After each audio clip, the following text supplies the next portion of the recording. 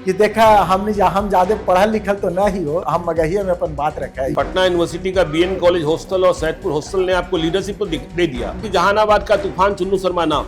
उसमें हालांकि थोड़ा झगड़ा भी हो गया था, क्योंकि जहानाबाद का कल्चर हम लोग का है, मतलब लड़कर भी जितना जान गए। हाँ, सबका लड़कर जीते। जो टीम में थे ना वो निडर था, डरने वाला नहीं, लड़ने वाला था। हाँ, लग तो रहा है कि आप परशुराम वंशी हैं, ब्रह्मर्षि हैं जी। तो आपकी टीम में केवल परशुराम वाले हैं कि बाकी लोग भी हैं? जब नरसंहार होते थे कहीं भूमिहारों के गांव में, कहीं दलितों के गांव में, वह दिन आपको स्मरण है? क्या माहौल था। और प्रशासन के नाम पर बस ये कि थाना है, थाना तो खुद बेचारा असमर्थ हुआ करता था। Jehanabad jail break, Jehanabad jail break, वो क्या कि लालू यादव और राबड़ी देवी के शासन ने बिहार को बहुत दर्द दिया है। अगर वो इतना पीछे नहीं धकेले हुए होते तो आज बिहार टॉप स्टेट बन गया होता। अच्छा, मतलब आप कह रहे हैं कि यदि एक गलती हो गई और तेजस्वी यादव यदि कहीं से बन जाते हैं तो फिर से वो स्थिति आ जाएगी? बिल्कुल। कभी आपको याद है कि आप पटना से शाम को जाना सोच रहे थे और परिवार वालों ने मना कर दिया, अभी रात को मत आना? एक साका गैंग बना दिए। फिल्म देख के आए दिलवाले, तो वो साका विलन थे, तो हम भी साका गैंग बना, लड़ने की चाहत रखते थे। लेकिन पेरेंट्स का दबाव, वो दौर अब नहीं। तो लगता है नीतीश कुमार के नाम पर फिर से वोट मिलेगा 2025 में? मिलेगा। लोग मन बनाए हुए 28 फरवरी को पटना के गांधी मैदान हमने भरने का, हम सभी कार्यकर्ताओं ने संकल्प लिया है, पटना के गांधी मैदान को भर देंगे। आपने जीतन राम मांझी की पार्टी को ही क्यों चुना और जीतन राम मांझी को ही अपना नेता क्यों बनाया? किसी ने आपको मना नहीं किया? बहुत लोग कि भाई आप भूमिहार हो, कहाँ दलित को नेता मान रहे हो, किसी ने कहा नहीं? बताएंगे, जब आप पूछ दिए बहुत चीज जी बताएंगे।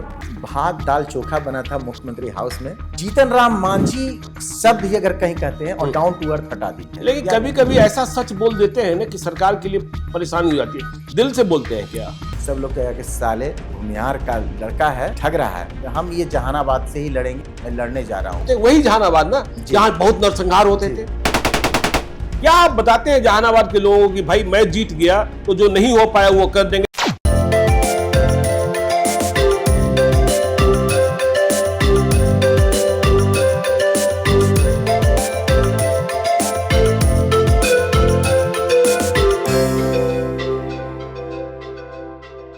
नमस्कार, मेरा नाम ज्ञानेश्वर है और आपने देखना शुरू किया है लाइव सिटीज का पॉडकास्ट।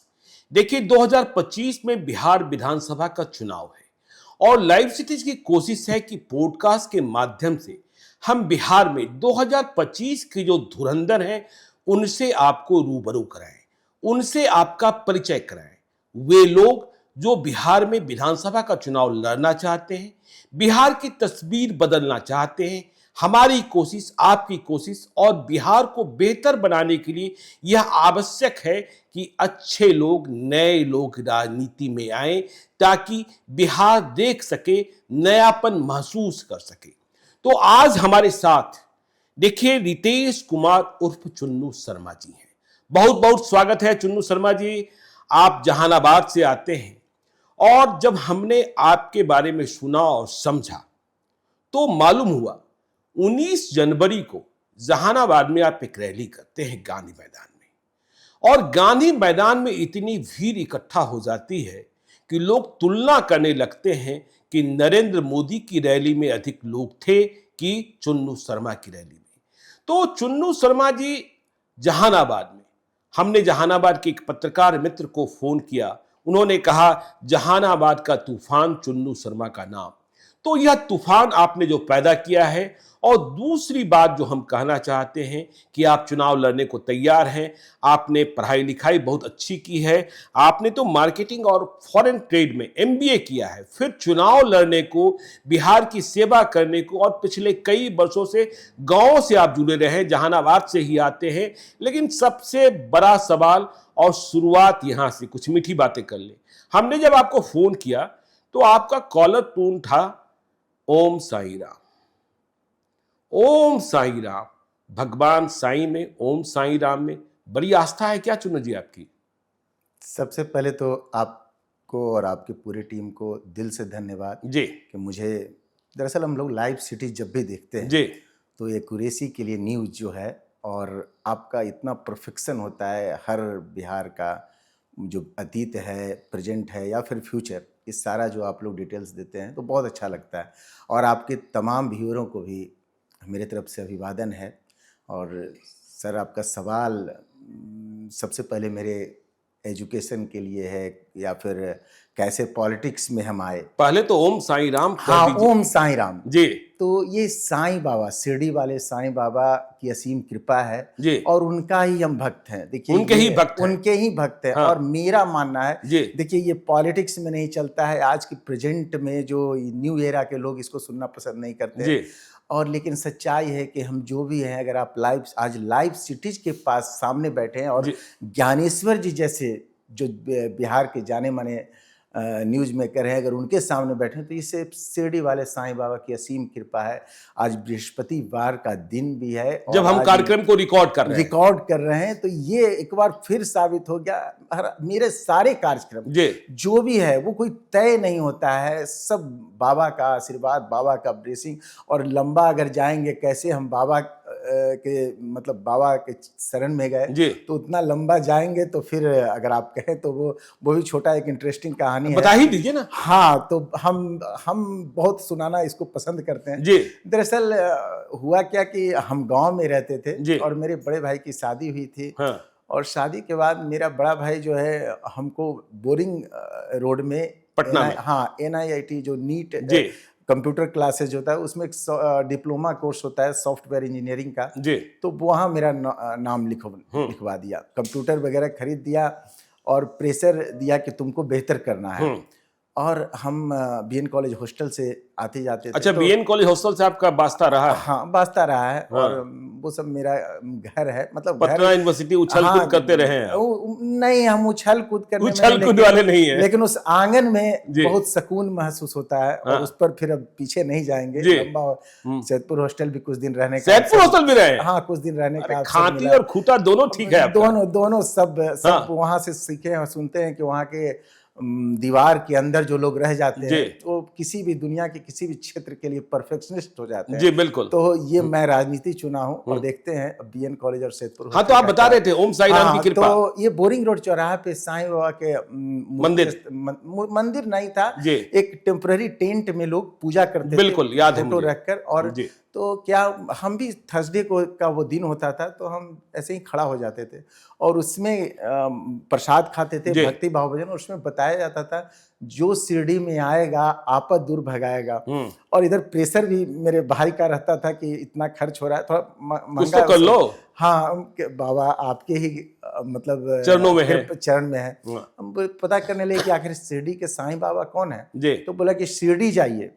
कहाँ शिरडी, फिर बात खत्म हो गई। लेकिन उसी दौरान मेरा मैट का स्कोर आया। और आपको बता दें कि फिर पहला जो सेमेस्टर में जो NIT में रिजल्ट आया, सेकंड लाए थे अपने बैच में। बिल्कुल। तो बाबा का ब्लेसिंग मिला, लेकिन बाबा के बारे में ज्यादा जानते नहीं थे। तो हम मैट का स्कोर आया तो मेरा भाई हमको ATM कार्ड और टिकट 3rd AC का करवा के ट्रेन में भेज दिया कि अब जाओ मुंबई पुणे जहाँ जाना है कॉलेज सेलेक्ट कर लो। और अपने पहली बार जा रहे थे मुंबई, तो जा रहे थे तो TT आए और सब टिकट सब का चेक कर चुके थे। तो बगल वाला बर्थ खाली था तो वो चाह रहे थे वहाँ पे आराम करना। तो बोले कि 2 मिनट हम अपना बैग जो है रख लें इस बर्थ पे। हम बोले रख लीजिए। तो वो बैग खोले और उसमें से अपना लुंगी वगैरह या जो भी होगा, हाँ बिल्कुल। तो उनके बैग के अंदर हम बाबा का बहुत सारा फोटो देखे। अच्छा, साईं बाबा का? हाँ। तो हम बोले कि आप TT साहब से ये बाबा का भक्त है, हम भी बाबा का भक्त हैं। तो वो बोलते हैं क्या कह रही तो बहुत अच्छा, मुंबई तो शिरडी जा रहे हैं क्या? हम बोले कि नहीं, हम मुंबई एडमिशन के लिए जा रहे हैं। तो बोले कि बगल में ही तो है, वहां से 200 रुपया लगेगा, चले जाओ, बस से चले जाओ। हम क्या अच्छा, हम यहाँ इतने पास आ गए शिरडी के। फिर मुंबई में रुके और जिनके यहाँ रुके थे फिर वो बताए कि यहाँ से चले जाए। तो पहली बार शिरडी गए और सच में हम बाबा से यही बोले कि बाबा महाराष्ट्र में ही रख लीजिएगा तो हम हमेशा आपका दर्शन करेंगे जी। फिर बाद में पुणे, मुंबई भी रहे काफ़ी दिन और फिर पुणे में भी आए और कॉलेज, और फिर काफ़ी सब कुछ महाराष्ट्र अपना जैसा हो गया, मुंबई और पुणे जी। एक बेहतर सर्किल, अच्छा माहौल और सब बाबा का कृपा। उसके बाबा का नाम लेकर सुकून मिलता है। लेकिन अंदर में एक पॉलिटिक्स की तरफ, राजनीति की तरफ मतलब लगाव था, झुकाव था, जबकि कोई संसाधन नहीं था। मैं यही सवाल कर रहा था चुन्नू जी। 1981 में आपका जन्म होता है और जहानाबाद, गया, मखदुमपुर आपका घर। तो और इसके बाद आप जाते हैं पुणे, साईं बाबा की कृपा आपको प्राप्त होती है, आप वहां से MBA करते हैं और मार्केटिंग और फॉरेन ट्रेड आपका सब्जेक्ट होता है। यह एक इतना व्यापक क्षेत्र है जहां आप बहुत कुछ हासिल कर सकते थे, लेकिन फिर आप बिहार लौट आते हैं और उस दौर में बिहार लौटना बड़ा ही मुश्किल फैसला था, जब कहा जाता था कि बिहार में क्या है क्या नहीं है। देखिए, नीतीश कुमार आ गए थे लेकिन हालात सुधरने लगे थे, लेकिन जब आपका बचपन गुजरा होगा तो वह जंगल राज भी आपने देखा होगा, वह दौर भी देखा होगा कि जब शाम के बाद लोग पटना से जहानाबाद, गया जाने में डरते थे, या गया जहानाबाद में जब लोग रात को बीमार हो जाते थे तो उन्हें पटना लाने से डरते थे। ऐसे में आपका वह बड़ा क्षेत्र जिसमें आपने पढ़ाई की उसे छोड़ देना और फिर जहानाबाद गया लौटाना, यह क्या कठिन फैसला नहीं था, या फिर एक जुनून था, एक जिद थी जिसने आपको बिहार ले आया? ये सब सच पूछिए तो मेरे गांव का देन है। आपके गांव का देन है? मेरा गांव का देन है। ये पलिया मेरा गांव है, मखदुमपुर जी स्टेशन के समीप, म्युनिसिपल कॉरपोरेशन में है, वार्ड संख्या 5 जी। तो वहाँ हम जब रहते थे तो सारे मेरे साथी वहाँ पे होते थे और हम लोग हमेशा जो भी बात, मेरा एक टीम है जी, वो टीम हमको प्रेरित करता है पॉलिटिक्स के लिए, वो टीम हमको प्रेरित करता है कि आगे बढ़ के आप नेतृत्व करो। पटना यूनिवर्सिटी का BN कॉलेज हॉस्टल और सैदपुर हॉस्टल ने आपको लीडरशिप दे दिया ये, लेकिन पूरा तरह इसके लिए हम अपने गांव को क्रेडिट देंगे जी। और उन्होंने वो हमेशा कि तुमको MLA बनना है, तुमको ये MLA बनना है जी। हाँ बिल्कुल, उन्होंने पूरा प्लानिंग कर रखा है। हाँ। वो बस वो समझ रहे हैं कि ये लड़ने जा रहा है। हाँ। उनको ये नहीं पता है कि किस पार्टी ये टिकट इनको, हमारी पार्टी हिंदुस्तानी आवाम मोर्चा सेकुलर देगी, NDA का सपोर्ट होगा, किस हालात में हम लड़ेंगे जी। वो आदेश निकाल चुके हैं और मेरे टीम के अब अच्छा, ये गांव का आदेश है? गांव का आदेश है। हाँ। और मेरे चुन्नू लड़ो हम साथ हैं। हाँ, लड़ना है। हाँ, साथ है नहीं, इसीलिए हमारे पत्रकार ने मित्र ने कहा कि जहानाबाद का तूफान चुन्नू शर्मा नाम। जी जी। तो वो लोग कह चुके हैं आपको लड़ना है। क्या क्या उन लोग के सामने एक्सक्यूज आप नहीं दे सकते। एक्सक्यूज दीजिएगा 50 तरह का आपको कटिंग कर देंगे आप। लेकिन अब सोच रहे होंगे कि कितना ग्रेट टीम होगा, तो वो टीम ग्रेट है। लेकिन अगर आप पहली झलक में देखेंगे तो वो टीम आपको मतलब दिखेगा कि अरे ये तो गुटखा खाने वाले लोग हैं।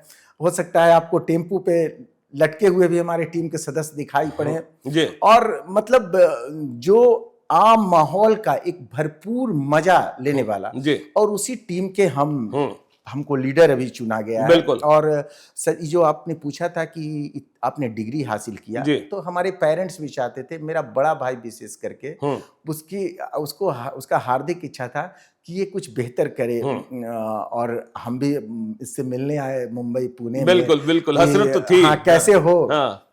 तो हम, लेकिन मेरा क्या होता था कि हम कहीं भी रहते थे तो गांव से कांटेक्ट में कनेक्ट रहते थे। हाँ, तो वो और वहाँ के लड़कन भी, मेरा साथी लोग भी हमसे कांटेक्ट रहता था, समस्या पे चर्चा होती रहती थी। इसी दौरान क्या हुआ कि हमारा जब कोर्स कंप्लीट हुआ तो हम गांव में आए, एक टूर्नामेंट होता था और वहाँ हम थे, और एक कांग्रेस का, युवा कांग्रेस का टीम चल रही थी, राहुल गांधी का युवा टीम।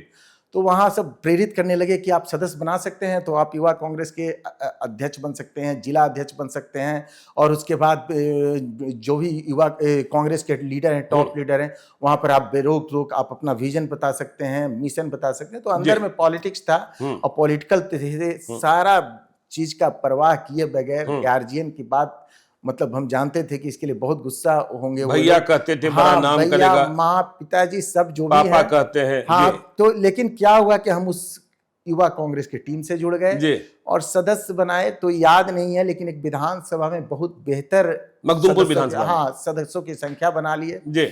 फिर हम बोले उनको कि अब हमको तो चुनाव लड़ना है, विधानसभा मखदुमपुर युवा का चुनाव लड़े।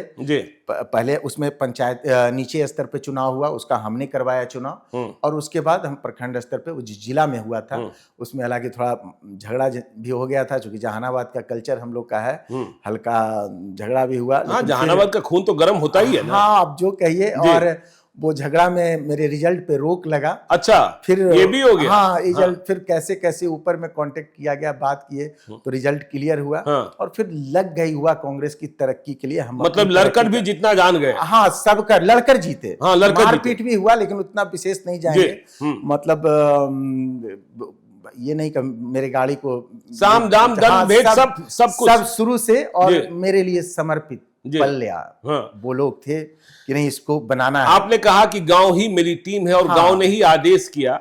और देखिए जिस तरीके का परिचय आपने दिया और आपका नाम है रितेश कुमार उर्फ चुन्नू शर्मा, लग तो रहा है कि आप परशुराम वंशी हैं, ब्रह्मर्षि हैं जी। तो आपकी टीम में केवल परशुराम वाले हैं कि बाकी लोग भी हैं? अब आपको बता देना चाह रहे हैं कि ये परशुराम जो आपका इशारा है जी, तो आप अगर मेरे टीम की ओर जाइएगा जी, क्योंकि आपने कहा गुटखा खाने वाले भी है, टेम्पो पर लटकने वाले भी हैं। हाँ, तो आप मेरे टीम का जब समीक्षा कीजिएगा तो उसमें कर्पूरी ठाकुर मिल जाएंगे, अच्छा, बाबा भीमराव अंबेडकर के जय भीम मिल जाएंगे, जय भीम मिल जाएंगे, पीर मोहम्मद के अच्छा वो भी मिल जाएंगे। हाँ, आप अभी देखिए ये हम पॉलिटिक्स जो कर रहे हैं कोई ऐसा स्टडी करके नहीं, या मेरा बैक में बिहार ने किन परिस्थिति में पॉलिटिक्स किया, बड़े बड़े नेताओं ने क्या कहा, वो नहीं, बस मेरे अंदर का जो स्वभाव है वो राजनीति के लिए कर रहा है। और उसमें सफलता आपको बता दे रहे हैं कि जिस स्थानीय निकाय में मैं चुनाव लड़ता हूं मखदूमपुर, तो मुस्लिम समाज का जो समर्थन है वो आपको बता देते हैं 95%। और अभी जब ये सम्मेलन 19 तारीख को हुआ तो हम सब उनके पास भी गए कि भाई हमको तो चुनाव लड़ना है, तो कहे कि तो आप लोग को तो आपको तो कह रहे हैं सर आप लोग लड़िए, आप लड़ते क्यों नहीं है? अच्छा, हम लोग पूरा समर्थन में हैं। तो लेकिन एनडीए से थोड़ा बिल्कुल दूर है, एनडीए से नहीं बीजेपी से कर लीजिए। हाँ, जो भी मतलब बोले कि नहीं हम बीजेपी से तो मतलब ये, लेकिन आपके लिए हम चलेंगे।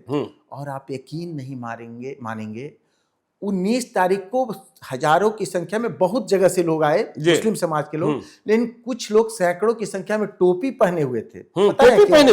पता है क्यों? कि मंच से बैठे हुए नेता और प्रदेश में बैठे हुए नेता ये जान सके कि अगर चुन्नू शर्मा के साथ एनडीए की टीम खड़ी होती है, चुन्नू शर्मा के समर्थन में एनडीए का अगर टीम टिकट देती है, या फिर मांझी जी, जीतन राम मांझी साहब, संतोष मांझी साहब अगर टिकट देते हैं, तो ये अल्पसंख्यक समाज चुन्नू शर्मा के साथ खड़ा होकर और एनडीए को रिवार्ड में रिजल्ट देगी।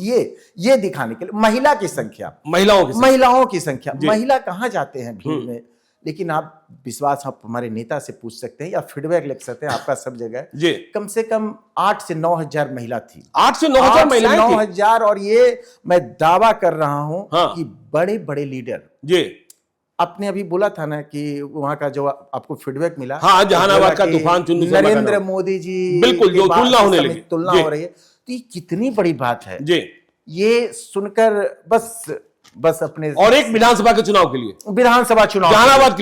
जहानाबाद के लिए इतना बड़ा समर्थन, आप यकीन मानेंगे सड़कें अस्त व्यस्त हो गई थी कुछ देर के लिए, प्रशासन भी हतप्रभ थी। और इसके लिए सिर्फ अपने बाबा शिरडी वाले साईं बाबा को बस उनका नमन करते हैं दिन भर, मतलब वही है ही मेरे, ओम साईं राम, ओम साईं राम, ओम साईं राम, ओम साईं राम कहते चलो, और दुनिया का सारा जो आपके अंदर इच्छा है वो प्रबल वो। देखिए मैं जीतन राम मांझी पर आता हूं, संतोष सुमन जी पर भी आता हूं, नीतीश कुमार पर भी आता हूं, सम्राट चौधरी और दिलीप जायसवाल पर भी आता हूं, और अमित शाह और नरेंद्र मोदी की बात भी करेंगे, उपेंद्र कुशवाहा की भी बात करेंगे।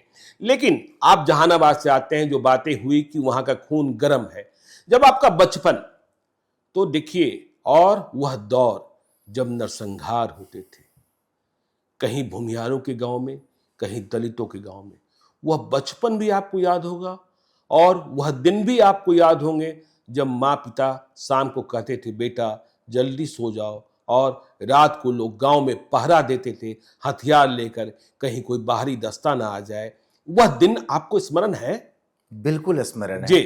और आपको बता देते हैं कि सोना जो सोने वाला होता है एक्टिविटी, वो आप फ्री होकर सो नहीं सकते थे, फ्री होकर नहीं था कि सोते थे, आदत लग गया था। लेकिन आए दिन अगर मान लिया कि मेरा सवर्ण का गांव है तो हमारे गांव के बगल से नक्सल लोग गए, अगर मान लिया कि SC ST के गांव है तो पता चला कि वहां के बगल में, र्यूमर है, सच्चाई है, अफवाह है, क्या है ये नहीं, लेकिन वहां हल्ला होता था कि कल रणवीर सिन्हा इधर पार हो गया।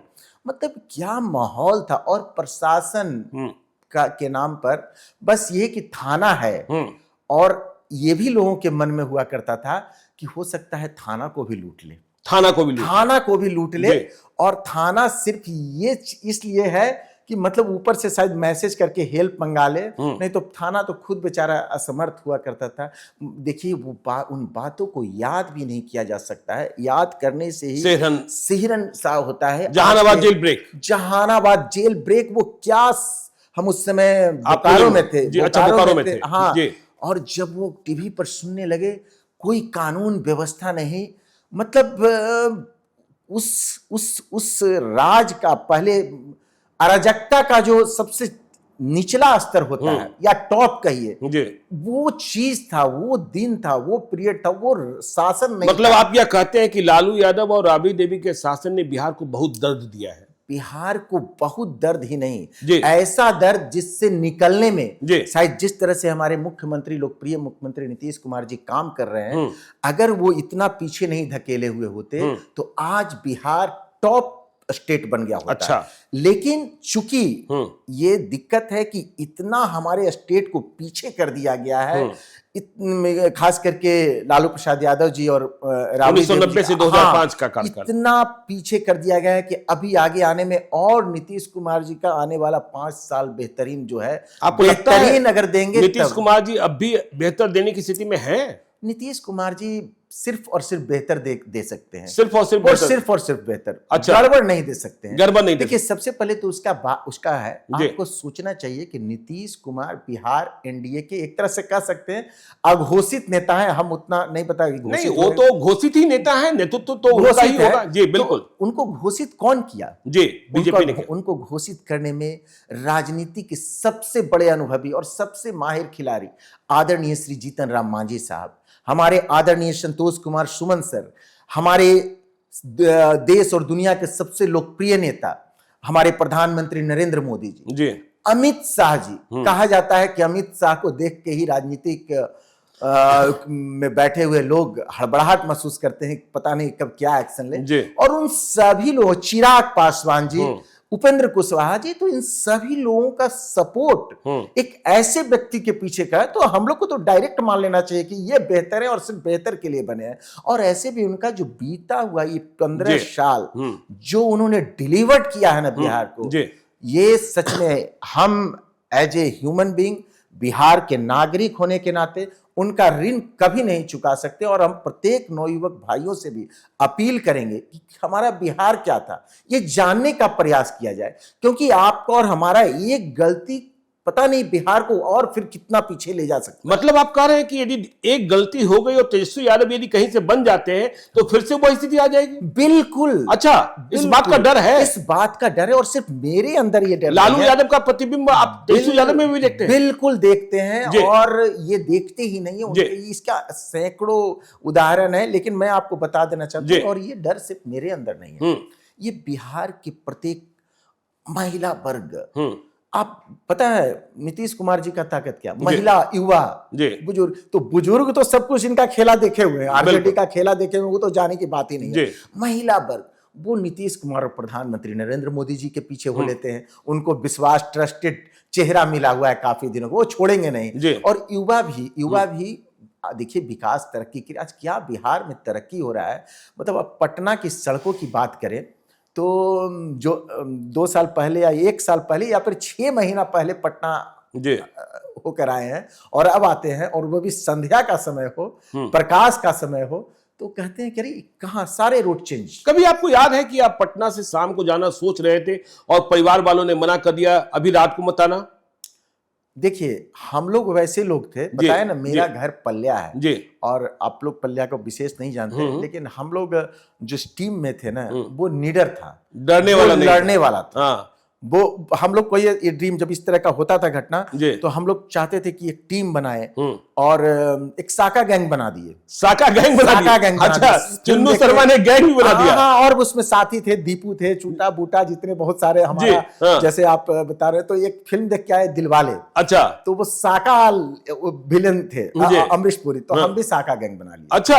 और हम लोग लड़ने की चाहत रखते थे, लेकिन पेरेंट्स का दबाव, सभी अपने घर में पेरेंट्स के दबाव में सब लोग अपना अपना पढ़ाई जितना जो समर्थ हुआ सबको ही किए, और सबको ये अपना फिर अपना। तो आपने लालटेन का दौर भी देखा होगा? लालटेन का दौर देखे, और बता तो रहे हैं कि लालटेन के दौर के कोई भी एक अच्छाई ये माइक पे लोगों के सामने कहा नहीं जा सकता। देखिए आरजेडी वाले कुछ भी कहते रहेंगे, उनको सत्ता चाहिए, उनको बिहार के लोगों को शोषण करना है, शोषण के लिए सत्ता चाहिए, तो वो कुछ भी उलूल जुलूल बकेंगे, उलूल जुलूल कहेंगे। मान लिया जिन बातों को लेकर लालू प्रसाद यादव जी को क्रेडिट भी दिया जाता है और देते हैं तो वो अच्छी बात है, लेकिन फिर भी हम बता देंगे वो दौर अब नहीं जी।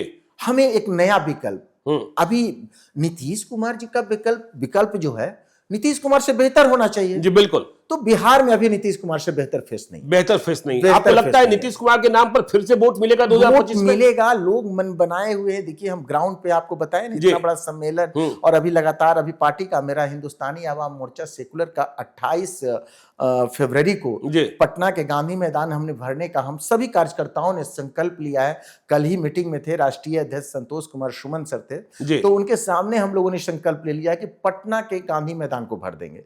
इसी तरह का निर्णय। अच्छा चुनु शर्मा जी, आप ये बताइए कि आपने शुरुआत की कांग्रेस से, लड़कर झगड़कर और बूते आपने वहां जीत हासिल की युवा कांग्रेस में, लेकिन 2014 में आप जीतन राम मांझी के साथ जुड़ जाते हैं। देखिए कई पार्टियां थी, जेडीयू, बीजेपी, आरजेडी, आरएलएम, तब आरएलएसपी हुआ करता था, और भी कई पार्टियां थी, चिराग पासवान की पार्टी। आपने जीतन राम मांझी की पार्टी को ही क्यों चुना और जीतन राम मांझी को ही अपना नेता क्यों बनाया? जीतन राम मांझी में आपने क्या खासियत देख ली और फिर उनके साथ जुड़े तो जुड़े ही रह गए? आप बहुत सही क्वेश्चन किए, मेरे दिमाग में नहीं था, ये हमको बताना चाहिए था। दरअसल हुआ क्या कि जब युवा कांग्रेस का चुनाव लड़े, उसके बाद हम घर के दबाव में आकर चले गए हिमाचल प्रदेश। अच्छा। और एचआर मैनेजर के और मार्केटिंग मैनेजर के तौर पे एक मेरे भाई का ही जानने पहचानने वाला फैक्ट्री था,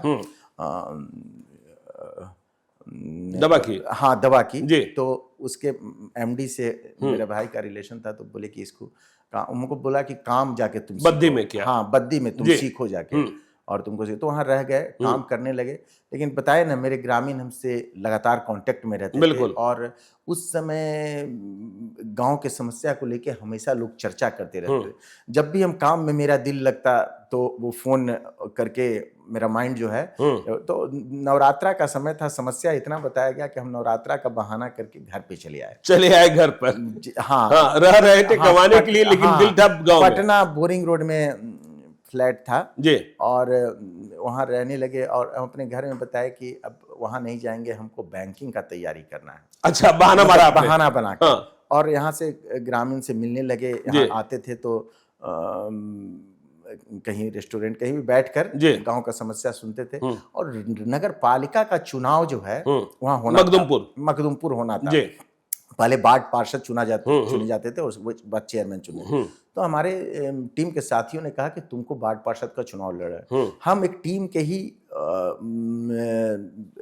साथी का हम नाम आगे बढ़ा रहे थे, क्योंकि हम चाहते थे कि हम मतलब यहीं से रहें, यहाँ पर परिवार भी खुश रहेगा, गांव जाना नहीं पड़ेगा, और वो भी सीट महिला सीट। अच्छा, महिला शादी नहीं हुई थी। अच्छा, आपकी शादी नहीं हुई? हाँ, तो क्या हुआ कि माँ को लड़ाने पर सब लोग ग्रामीण मेरे दोस्त साथी कहने लगे, और इसी दौरान फिर विशेष नहीं जाएंगे, शादी हुई और चुनाव कैसे कैसे हम लड़े और सफलता मिली। पत्नी ने इजाजत दे दी?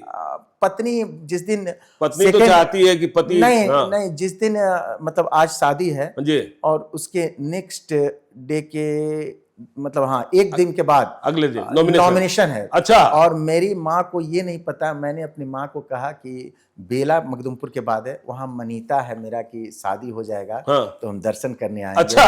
और माँ ऐसे ही ड्रेस में चली जाती है।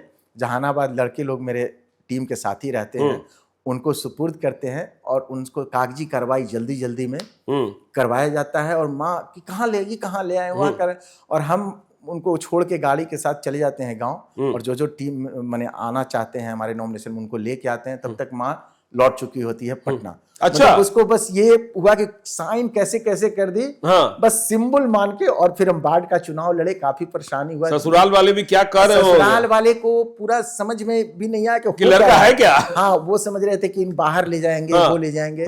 तो फिर चेयरमैन का चुनाव है, चेयरमैन भी बने। अच्छा, चेयरमैन भी बने? चेयरमैन मेरी माँ बन गई, और मेरे नेतृत्व में ही माँ बिल्कुल काम करती रही। हाँ, अभी हालांकि मेरी माँ मेरे बीच नहीं रही, वो दुख सैड बिल्कुल, स्टोरी है, वो बिल्कुल, आपको नहीं जी। जाएंगे। तो उसके बाद क्या हुआ कि जीतन राम मांझी साहब, चूंकि जब हम युवा कांग्रेस का चुनाव लड़े थे तो मांझी साहब चुनाव लड़ रहे थे जेडीयू से, मखदुमपुर विधानसभा। तो हम अपने पार्टी के प्रति, हम अपने काम के प्रति ऑनेस्ट रहते हैं। तो हम युवा कांग्रेस के थे, हम अपने युवा कांग्रेस के प्रचार में लगे हुए थे। इसके कारण उनको चुनाव में थोड़ा सा सुनते हैं कि हल्का फुल्का परेशानी हुआ था। हम छोटे कद के लोग क्या परेशानी पहुंचाएंगे, लेकिन थोड़ा बहुत हुआ था। तो उसके बाद जब वो जीत गए, हम चेयरमैन आ गए, तो अब तो उनसे मुलाकात होने लगी, और मुलाकात होने लगी तो मिलते रहे। तो हम जब भी मिलने जाते तो उनका प्रत्येक एक्टिविटी, जो भी मतलब सर का A to Z, जितना देर रहते थे हम उनसे प्रभावित होते चले जाते थे, और धीरे धीरे हम मतलब करीब होते गए, हमेशा जाने लगे उनके कार्यकर्ताओं के साथ। और उसी समय वो मुख्यमंत्री बने। अच्छा, हाँ, मुख्यमंत्री बने। तो फिर हम वही प्यार, मतलब ये नहीं कि मुख्यमंत्री आप बन गए तो हम अगले को पहचान नहीं रहे। बिल्कुल, हम लगातार, उसके बाद एक बुरा दौर आया, मुख्यमंत्री का पद गया जी, और भात दाल चोखा बना था मुख्यमंत्री हाउस में, और हुआ कि हम लोग पार्टी का गठन करेंगे, सभी नेता कह रहे थे जी। तो पहली बार पार्टी के गठन में से उसी समय हम भी हो गए, मन से हो गए कि हम भी न कहे न कुछ, किसी को इस्तीफा नहीं कुछ, और सीधे जो है वही मन बना लिए कि अब यहीं रहेंगे। शुरुआती जो सबको कुछ मेंबरशिप था या क्या था, वो भी हम भी दिए, सहयोग राशि, और उसके बाद एक इस्तीफा का, ऐसे भी वो युवा कांग्रेस वाला जो 2 वर्ष का था वो कार्ड मिला था, खत्म हो चुका था, और जुड़ गए। और उसके बाद किसी ने आपको मना नहीं, बहुत लोग कि भाई आप भूमिहार हो, कहां दलित को नेता मान रहे हो, किसी ने कहा नहीं?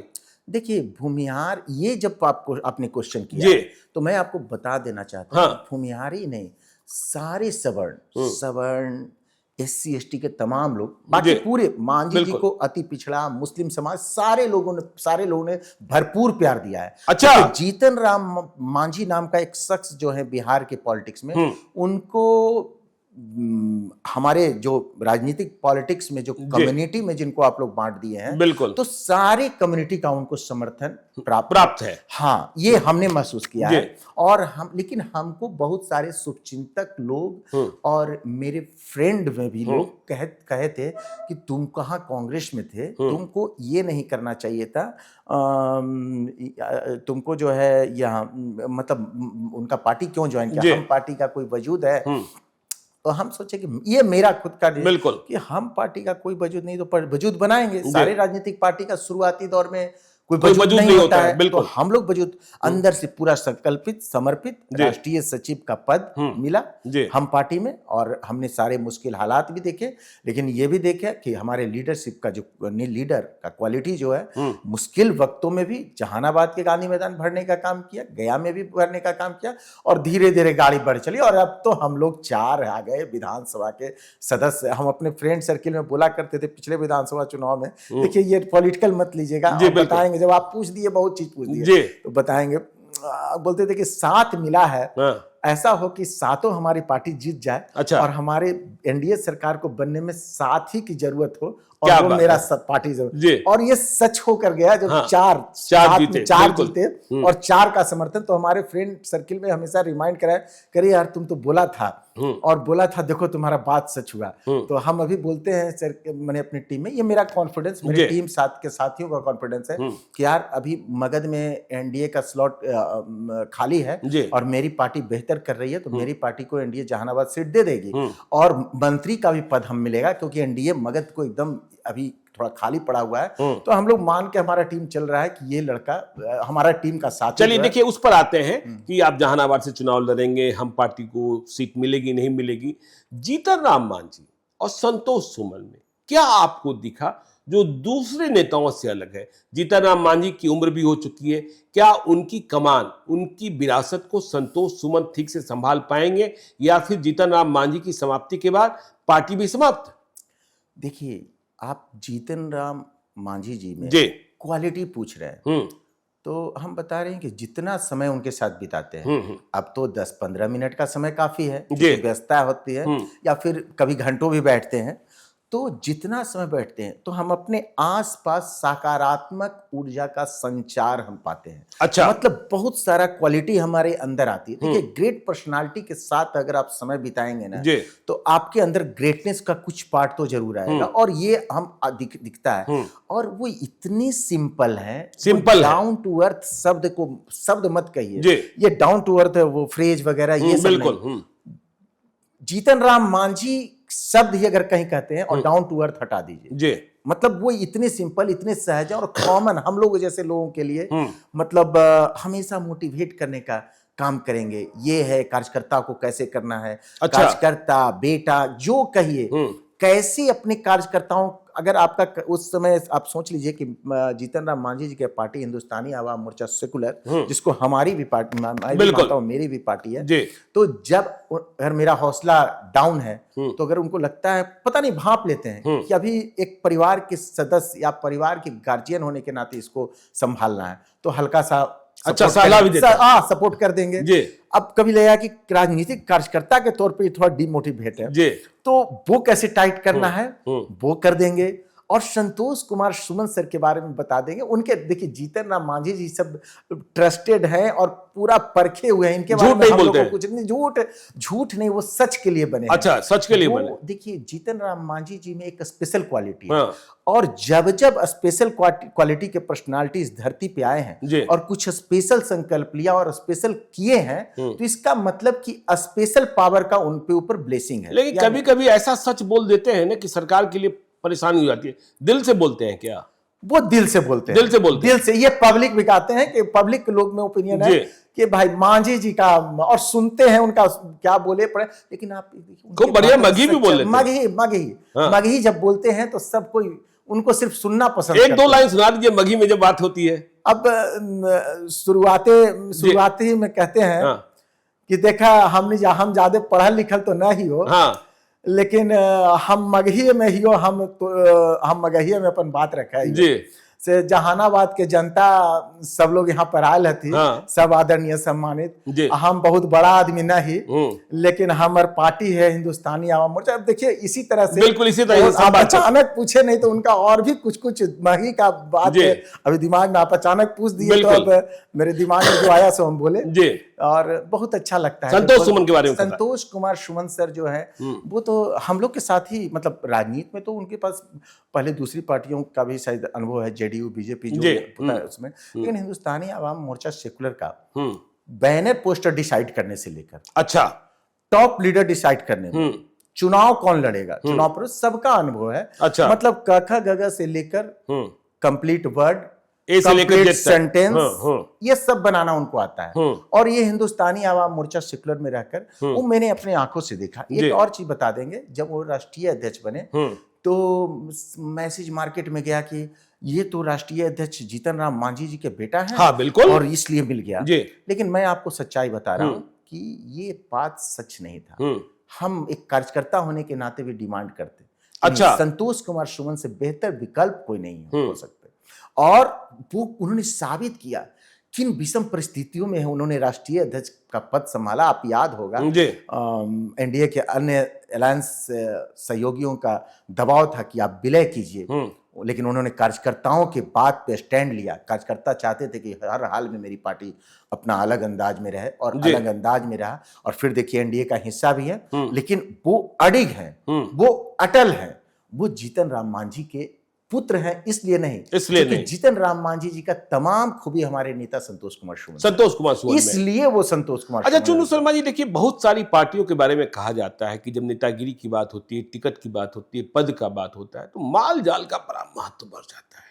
आपकी पार्टी में क्या हाल है? बिना माल जाल के भी कुछ मिलता है कि माल जाल का महत्व है? हमारे पार्टी में माल जाल का, देखिए, अब ये बोलेंगे तो आपके जो व्यूअर हैं और आपका भी दिल, बिना माल का यहाँ कुछ काम होता है, लेकिन मेरे पास इसका उदाहरण है। अच्छा, हम एक मेरे फ्रेंड, मेरे ग्रामीण ही है, लेकिन ग्रामीण में रहते नहीं, वो दिल्ली रहते हैं, संजीव जी नाम है। तो हमको एक बड़े पार्टी से कांटेक्ट कराए। अच्छा, और चुनाव वगैरह का चल रहा था, तो पार्टी टिकट शेयर शायद नहीं हुआ था, बिल्कुल। तो वो बोले कि हम जितना है आपका सीट सब पर हम कुछ मतलब डोनेट करेंगे। अच्छा, हम उत्साह में इतने हो गए कि जरा तो हम ही सारा, मतलब हमको तो मान लीजिए गोदी उठा लेंगे। हाँ बिल्कुल, कि भाई ये लड़का जो है, हाँ, ये टीम का साथी, सब ले आया टेंशन फ्री। और एकदम देखिए, हम लोग को जीतन राम मांझी और संतोष कुमार सुमन हो, उनके यहाँ जाने के लिए कोई लाइसेंस नहीं, जब मन है तो गए, जब मन है बेहतर जाते। अच्छा, दरवाजा खुला हुआ है। अरे हम लोग तो सब सदस्य उनके भाई, बिल्कुल, हाँ। पार्टी का जो है, ये पार्टी जब एक कदम आगे तरक्की करती है तो अंदर से आत्मा खुश। जरूरी नहीं है कि मिलकर धन्यवाद दें, जहां बैठे होते हैं वहीं सुने और जरा सा कर लिए। अच्छा, ये वाले लोग हैं। तो गए और सबसे पहले संतोष कुमार सुमन सर को ही बात बताएं, सर हम तो ये सारा समस्या, आपका सारा फंडिंग हो जाएगा। अच्छा, आपने बताया कि फंडिंग हो जाएगा? हाँ। तो उन्होंने कहाँ से फंडिंग हो जाएगा? बोले कि एक आदमी को टिकट आप दे दीजिए, और आप और बड़े स्टेटस वाले लोग हैं जी। उन्होंने बोला कि बैठ जाइए आप। तो क्या आप कमिटमेंट कर दिए? हम बोले कि सर कमिटमेंट, हम तो बोले कि हो जाएगा आपका। कभी भी इस तरह का कमिटमेंट नहीं। हम जब भी देंगे तो मेरा जो कार्यकर्ता जो संघर्ष किया है, जो मेरी पार्टी के लिए संकल्पित है, आज टिकट के दौर में ये मेरी जिम्मेदारी है कि पार्टी उसके साथ खड़े है, और हम ये धन्ना सेठ को नहीं देंगे। उनको कहिए कि ये पैसा अपने पास रखे, आज पार्टी ज्वाइन करें और 5 साल मेहनत करके दिखाएं। उनका अगर मेहनत से हम प्रभावित होंगे, अगर हमारी पार्टी प्रभावित होगी, तो हम उनको बिना पैसा के निश्चित सिंबल देंगे। ये बात संतोष सुमन सर ने कही। अच्छा। मेरा हिम्मत नहीं हुआ कि हम जीतन राम मांझी सर के सामने जाके कहें। ये अच्छा। आपको एकदम सच्चाई, हम कहे कि हम आए क्या बन के। हाँ। और उसके बाद हम समझ गए, और हम उसके बाद और मेरी प्रकाष्ठा हमारे नेता के प्रति, हमारे संगठन हिंदुस्तानी आवाम मोर्चा सेकुलर के प्रति बढ़ गया, और दिल से आभार कि हम एक ईमानदार नेता के लीडरशिप में हम काम कर रहे हैं, और इस बात का हमेशा गर्व है। और आपने ये बता ही दिया जी, बिल्कुल, युवा कांग्रेस से इसमें क्यों आए, और किसी पार्टी में हमको जाने का भावना ही नहीं आया। मतलब सब लोग बोलते। चलिए अब जहानाबाद के मिजाज पर आते हैं चुन्नू शर्मा जी। देखिए, अब आपने धन्ना सेठ की बात कर दी, रुपया की बात कर दी। देखिए, जहानाबाद तो रुपए की गर्मी उतार ही देता है ना। किंग महेंद्र एक बार चुनाव जीत गए थे, लेकिन दूसरी बार हारे।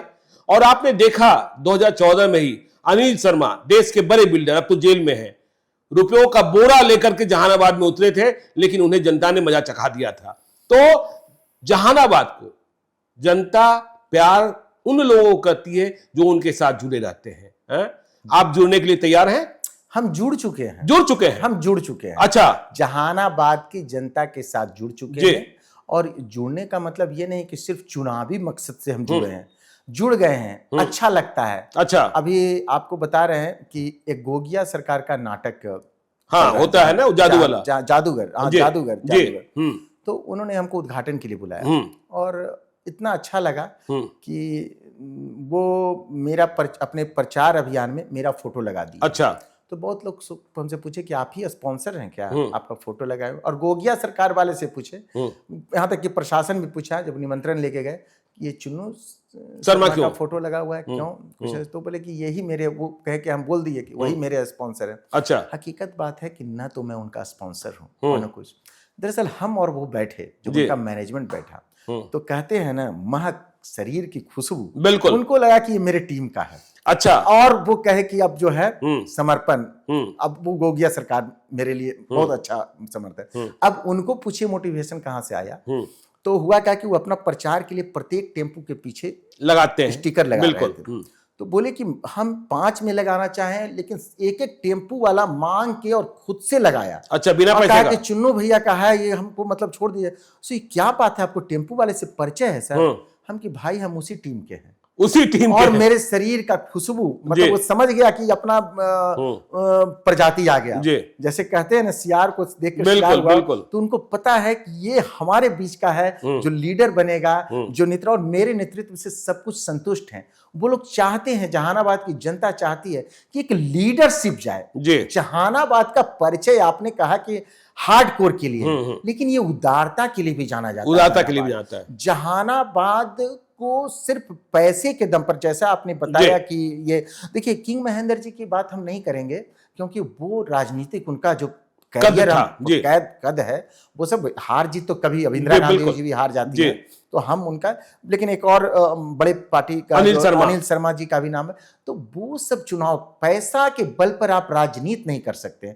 वो होता मतलब जहानाबाद ये है कि गुस्सा दिखाइएगा तो गर्मी झाड़ देगा, और प्यार कीजिएगा तो सब कुछ कुर्बान कर देगा, सब कुछ कुर्बान कर देगा। और जहानाबाद अभी खाली है, और जहानाबाद का राजनीतिक में हमने फिर कहा, जिस तरह से आपने वर्गीकृत करके रखा है, लेकिन हर वर्ग चाहता है कि जहानाबाद इस बार एक लीडर दे, और उस तरह का लीडरशिप का झलक पता नहीं क्या दिखता है उन लोगों को। वो चाहते हैं वे लोग जहानाबाद वासी कि चुन्नू शर्मा यहां से। हम देख रहे हैं कुर्ता तो आपने ठीक है सस्ता वाला पहन रखा है, लेकिन बंदी तो ब्रांडेड है, महंगी बंदी पहन रखी है आप। तो हम आपको बता रहे हैं कि ये ब्रांडेड में भी बैठाइएगा ना, तो फिर वो ब्रांडेड दिखेंगे। अच्छा, ब्रांडेड में बैठाएंगे तो ब्रांडेड दिखेंगे। और टेम्पू वाले के साथ भी बैठकर हम ताश की पत्ती भी खेले हैं, आपको बता देते हैं। अच्छा, ताश की पत्ती भी खेले, ताश की पत्ती भी खेले हैं, उस खेल को भी जानते हैं। खूब हम कह रहे हैं, हम टेम्पू वाले के साथ ताश की पत्ती, और भी ठेला वाले जो हैं, आप पूरा पता कीजिए। अच्छा, मैंने हम हर सोसाइटी को पढ़े हैं, और इतना प्यार वहां मिलेगा।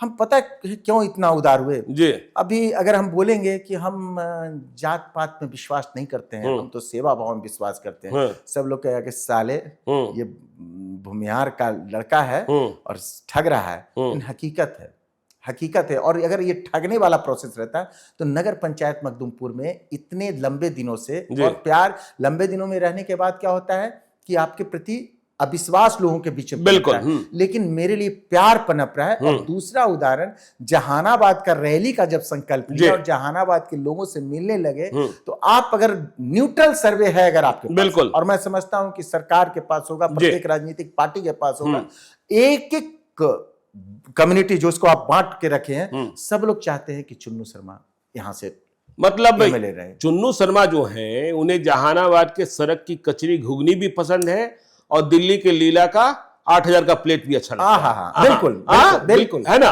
दोनों। लेकिन आपने जहानाबाद विधानसभा चुन लिया, पहले तो यह सीट हम पार्टी को एनडीए में हासिल करना होगा।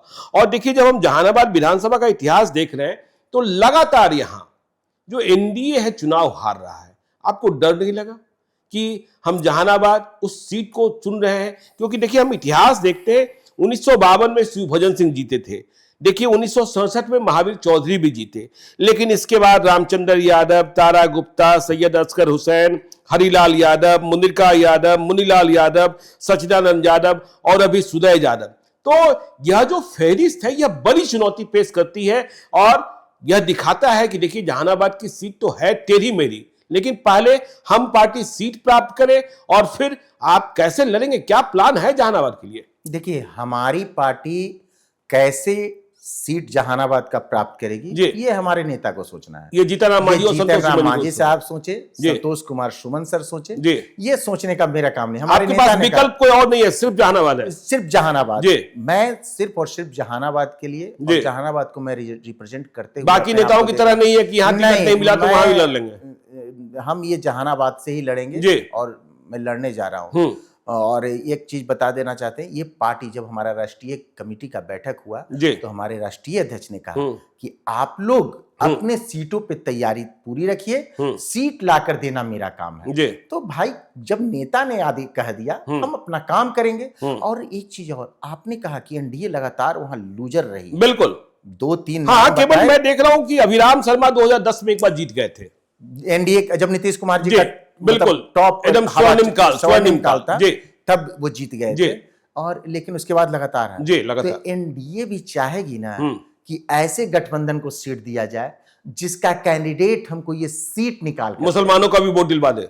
हम कह रहे हैं कि मुसलमान सब, जहानाबाद की जनता, एक एक जनता, आप जो पीछे 2-3 नाम जो कौन 3 नाम लिए, मुनिका यादव, मुनीलाल यादव, जो जीते एनडीए से, भूमिहार से या किस तरह से, शिवभजन सिंह जीते, शिवभजन सिंह सब, आपके बाद, जब आपके एरा के बाद लाइव सिटीज को कोई रिप्रेजेंट कर रहा होगा, और फिर कोई जहानाबाद में इस तरह का लहर लेके आएगा, तो वो नेक्स्ट जो आपका जनरेशन यहाँ पर रिप्रेजेंट कर रहा होगा, वो पूछेगा कि पहले चुन्नू शर्मा जीते थे एनडीए से, या अगर मान लिया हमारे बाद एनडीए का निगेटिव हवा जाता है, लेकिन हमारा संकल्प है कि एनडीए को सीट जीत के दें, और एक लंबी अवधि के लिए पूरे मगध में एक माहौल बना है। पूरे हम मगध आपको बता रहे हैं कि जहानाबाद अगर एनडीए हमको सीट देती है जी।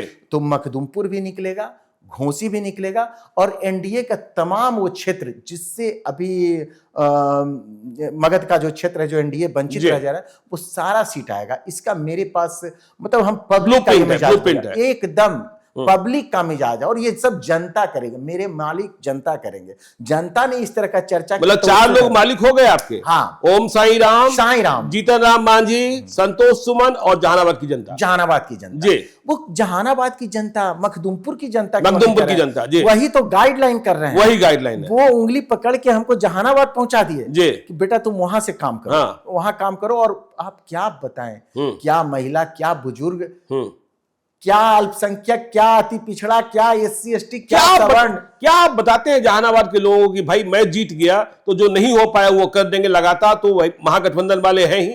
लेकिन जहानाबाद में कुछ बदलाव आपको दिखता है, या वहां के विधायक कभी जहानाबाद की लड़ते आपको दिखाई पड़े? देखिए, हम विधायक पर टिप्पणी नहीं करेंगे जी, विधायक पर टिप्पणी नहीं करेंगे, लेकिन जहानाबाद के विकास पे टिप्पणी करेंगे, तेजस्वी पर करेंगे, तेजस्वी जी का। क्योंकि विधायक जी पे टिप्पणी करना उचित नहीं है, क्योंकि विधायक जी में वो क्षमता नहीं है।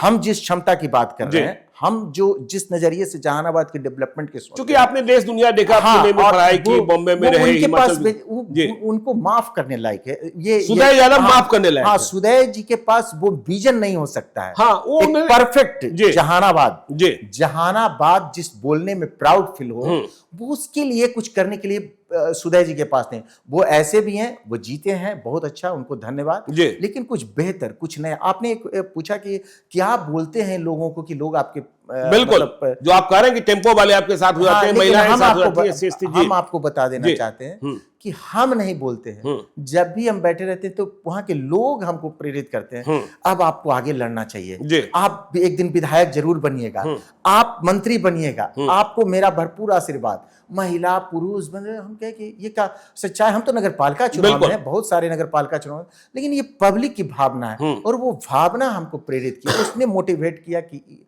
हम जाएं और जहानाबाद से चुनाव लड़ें। तो जहानाबाद को देंगे क्या जब आप बन जाएंगे? तो देखिए, अब देने के लिए तो ये 4-5 एजेंडा तो सभी नेता बोल देते हैं, शिक्षा, सड़क, ये। लेकिन मैं बता रहा हूं, हमने मंच से भी कहा था कि गया और जहानाबाद के बीच में एक, गया और पटना के बीच में एक जहानाबाद खूबसूरत एक छोटा सा शहर है। बिल्कुल, अगर इस पे ध्यान, और यहाँ से कितने साले इंटरनेशनल जो है टूरिस्ट जाते हैं, इंटरनेशनल क्या नेशनल लेवल में, बिल्कुल भारत के भी कोने कोने से लोग जाते हैं, और उसके बीच में एक जहानाबाद, और उसका सौंदर्यीकरण आप जानते हैं क्या है? उस पर कभी काम नहीं किया गया, मेहनत नहीं किया गया। उसके बीच में संगम, एक संगम है। अच्छा, संगम है। संगम को इलाहाबाद में आज पर डे 1.5 करोड़ 2 करोड़ की संख्या, जहानाबाद में संगम है। सर मैं आ रहा हूँ। 1.5 करोड़ 2 करोड़ की संख्या महाकुंभ में मेरे यहाँ भी महाकुंभ लग सकता है। अच्छा, और वो संगम के चारों ओर मंदिर, अच्छा, ठाकुरवाड़ी, शंकर भगवान का मंदिर, और उनके सेवक, वो चाय वाले या फिर जो भी, मतलब बिल्कुल मेरे सर्किल के लोग घूमते हुए, और उनके मुंह में एक आह। हाँ, क्योंकि जहानाबाद के बारे में उनके मुंह में एक आह। इतना बेहतरीन जगह को सर किसी ने नहीं विकसित किया है। बिल्कुल, और क्योंकि किसी के पास वो आइडिया ही नहीं हो सकता है। और जब ये देखते हैं तो ना, तो हम बड़े बड़े मोहल्ला में भी गए हैं, तो देखते हैं कि अभी हालांकि मुख्यमंत्री गए हैं तो बहुत सुधार किया गया, बहुत सुधार। इस तरह से हम तो सलाह देंगे, सलाह क्या आग्रह करेंगे, निवेदन करेंगे हम अपने माननीय मुख्यमंत्री महोदय से कि इस तरह जहानाबाद में आप खाली आप ऐसे ही आते रहिए। देखिए, जब मैं देश दुनिया में जाता हूँ, जहानाबाद की चर्चा करता हूँ, तो लोग कहते हैं वही जहानाबाद ना जहाँ बहुत नरसंहार होते थे। जी। और हम हमेशा इस चीज के लिए, जहानाबाद के पिछड़ेपन को लिए, देखिए, राष्ट्रीय जनता दल से आप विकास की उम्मीद नहीं कर सकते, तो उस पे तो हमको कटाच करना ही नहीं। बिल्कुल। और वो भी सुदय जी और फलाना सुरेंद्र प्रसाद यादव जी, अभी जो भी है। देखिए, राजनीतिक अनुभव में, मतलब राजनीतिक बड़ी बड़ी उपलब्धियां ये लोग हासिल किए हैं, लेकिन जनता के बीच में ये उपलब्धि हासिल नहीं की, और न कर सकते हैं, और न आने वाला कल में भी वो कर पाएंगे। लेकिन हम एनडीए के भी जो नेता 2-3 आपने कहा जीते हैं, उनको भी हम कटघरे में करा करते हैं। अच्छा, आप हाँ उनको भी, और जो बुरा लगे तो लगे, उन्होंने भी कुछ नहीं किया जब ये बने एमएलए। हाँ, एमएलए एमपी जो भी बने। लेकिन जहानाबाद के अगर आप कहते हैं कि हमारे अंदर विकास की भावना है, हमारे अंदर टॉप लीडर सोच था, हम एनडीए के लीडर हैं। एनडीए के लीडर में पता है ना, मेहनत करना होता है। आरजेडी वाले को ऐसे बैठे हुए बटन दब जाता है, लेकिन आपको मेहनत करना होगा। लेकिन आपने भी कुछ नहीं किया जहानाबाद में। इतना आप बेसिक इंफ्रास्ट्रक्चर की बहुत कमी है, बेसिक इंफ्रास्ट्रक्चर की कमी है। जहानाबाद को हम लोग चाहते तो प्रत्येक कॉलोनी को एक बेहतर कॉलोनी, लेकिन आप जिस मोहल्ले में, लेकिन जमीनें बहुत महंगी हो गई, जमीनें इन्हें चला गया। और देखिए जहानाबाद तो नक्सल, जी बिल्कुल, मैंने कहा ना, देखिए जहानाबाद जब नक्सल प्रभावित क्षेत्र है, तो हमने एनडीए वालों को भी दोषी क्यों दिया? बिल्कुल, कि नक्सल प्रभावी जब क्षेत्र था, तो इसके लिए जहानाबाद के लिए स्पेशल पैकेज भी आता होगा। हमको जो लग रहा है, हम पता नहीं किए, डेटा मेरे पास नहीं है, लेकिन हमारा मानना है कि जब जो क्षेत्र नक्सल प्रभावित हुआ करता था, तो उसके लिए स्पेशल पैकेज उसके विकास के लिए भारत सरकार और बिहार सरकार के द्वारा आया करता था। लेकिन जहानाबाद के लिए भी आया, लेकिन वो पैकेज कहां गया? वो पैकेज का क्या हुआ? ये सवाल जहानाबाद की जनता पूछती है। जहानाबाद की, ये एनडीए और आरजेडी सबसे। तो जहानाबाद की जनता जो सवाल पूछ रही है, उसका जवाब चुन्नू शर्मा देंगे और बेहतरी का प्रयास करेंगे, और 2025 में आप चुनाव लड़ते दिखाई पड़ सकते हैं, यह उम्मीद करते हैं। और इसी के साथ आज के पॉडकास्ट को, लाइव सिटीज के पॉडकास्ट को 2025 के धुरंधर की शुरुआत हमने की है। हम ऐसे नए चेहरों से आपकी मुलाकात कराते रहेंगे। देखिए, पढ़े लिखे लोग राजनीति में आए, यह बिहार के लिए सबसे अधिक आवश्यक है, क्योंकि देखिए हम हर बार कहते हैं कि बिहार की स्थिति क्या हो गई है। गरीब का बेटा कमाने जाएगा और अमीर का बेटा पढ़ने जाएगा। बिहार वापस लौटे लोग और बिहार को कुछ दे, यह सबसे ज्यादा आवश्यक है। तो आप देखते रहिए लाइव सिटीज को। बहुत बहुत धन्यवाद चुन्नू शर्मा जी। और हमारे वे दर्शक जिन्होंने अब तक सब्सक्राइब नहीं किया है हमारे चैनल को, वो लाइव सिटीज के यूट्यूब चैनल को सब्सक्राइब कर लें। हैंडल एक्स पर भी हमें फॉलो करें और फेसबुक को भी लाइक करें। बहुत बहुत धन्यवाद।